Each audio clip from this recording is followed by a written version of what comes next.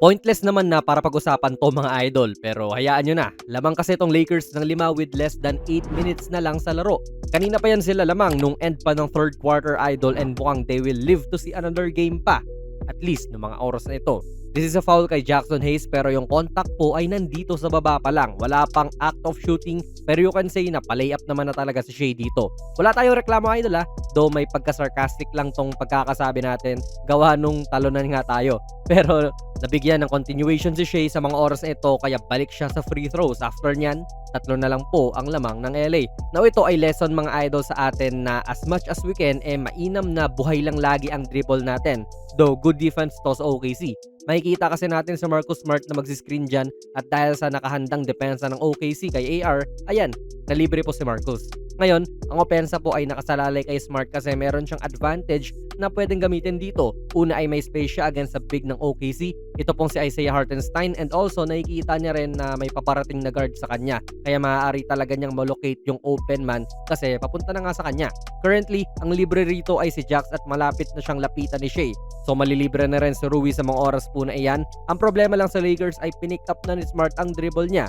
So nabasa na ng OKC na ang option na lang ni Smart dito ay ipasa ang bola. Mahirap na ipalobo kay Rui yan kasi tumatalo na si Hartenstein. Gayon din, mahirap nang ipasa kay Jax. So kung kunwari kumuha lang po ng isa pang extrang dribble si Marcus, malamang na ipasa pa niya yan ng malinis sa loob. And dito rin good sana si Luka kung naglalaro siya.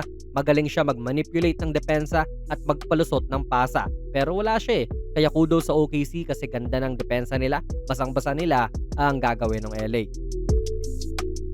Manood ng live na laro sa basketball sa 1x Sports, gamitin ang ating code na JONASPB. Scan nyo lang po ang ating QR code. Panoorin nyo muna yung sequence na ito nung Game 3. Then nung Game 4 halos mauulit yan. Nung umatake si Shea sa kaliwa, pinaghahandaan na ng Lakers self-defense ang sarili nila para sa posible niyang pag-atake. Either sa loob man yan or yung bump step back niya. Same lang din doon sa naunang clip pero handa na ang LA ngayon na-cover na nila yung cutting na si Alex at nailang na ito tumira. So ito yung mga adjustments idol na nagagawa ng team sa kada game. Kailangan yung mga error nyo ay nabubura nyo sa susunod na laro syempre. Okay na sana kung hindi lang napabayaan si McCain at may awareness siya na may open space dito sa kanan. Tabla na ang laro.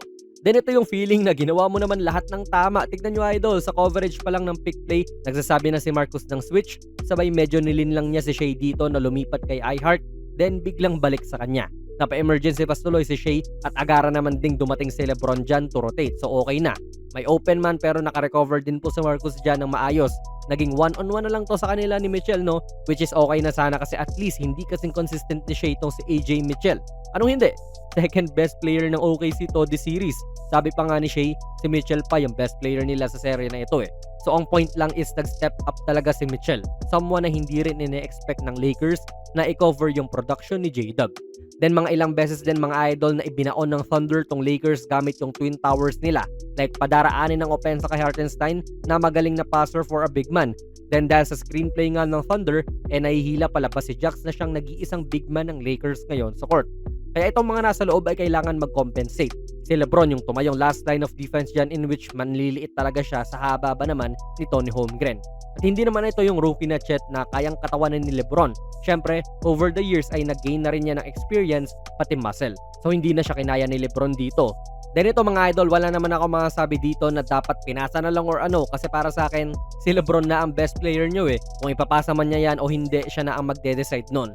Feel niya naman kaya niya ipasok yung floater. Tsaka yan naman din ang personally gusto kong gawin niya. Kung may magpapanalo sa LA siya yun. Pero wala yun lang talaga yun. Good defense para sa OKC. Tapos dito talaga ako pinaka na-weirdohan idol. Tatlo ang lamang ng OKC at bola ng LA. Chance to tie syempre.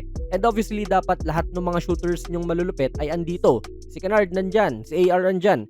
Yung best shooting big ng Lakers na si Kleber, kahit wala sa rotation at never naglaro this game so far ay nandyan understandably. Pero alam nyo kung sino yung wala? Si Rui idol. Yung best shooter hindi lang ng Lakers kundi ng serye na ito. Siya ang best shooter pa nga ng NBA sa playoffs kung porsyento ang pinag-uusapan. Mainit nga siya actually dito sa fourth quarter pero for some reason, hindi siya sinalta ni Coach JJ. Kahit pang decoy man lang ay hindi ko alam mga idol kung ano po ang nasa isip noon pero para sa akin mali ito. Sabihin na natin na hindi naman para kay Rui yung play kasi tamang kukunin lang ni AR tong bola sabay dribble at tira. So, Rui or no Rui man, wala naman ding epekto pero hindi eh. For me, deserve ni Rui masalta dyan and even gawan siya ng sariling play pa nga kasi siya yung mainit. Pero yun nga, baka sabihan na naman tayo ng, edi ikaw na mag-coach pero yun nga, mungkahi ko lang naman mga idol bilang taga-suporta. Hindi naman natin sinasabi na kung andyan si Rui, panalo na. Ang atin lang, siya kasi yung mainit. Tapos siya pa yung pinalabas. Kung depensa maintindihan ko pa eh. Kaso yun nga, baldog ang tira ni AR. So na-sweep po itong LA Lakers ng Oklahoma City Thunder from the start ay underdogs naman na talaga ang LA kasi defending champs yan. At kahit na may mga tawagan din sa ibang games na hindi kaaya-aya, pinakita pa rin ng Thunder na sila ang better team. Hindi naman kasalanan ng mga refs na nag-step up si AJ Mitchell eh. Or hindi rin kasalanan ng mga refs na uminit si Jared McCain at naging tagok mula sa bench. So naging handa talaga ang OKC sa kung ano man ang ibato ng LA at yung LA, wala silang sagot doon. Kaya mag-a-advance na po ang Oklahoma City Thunder sa Western Conference Finals. So sa mga Laker fans dyan, sino na yung susuportahan yung team ngayong laglag na ang LA? Ilagay nyo lang po ang inyong mga komento sa ating comment section. Kung nagustuhan nyo po ang ating video ay pakipindot na lang idol ng like button, mag-subscribe ka na rin sa ating channel. And ako nga pala si Jonas PB and as always, hanggang sa muli.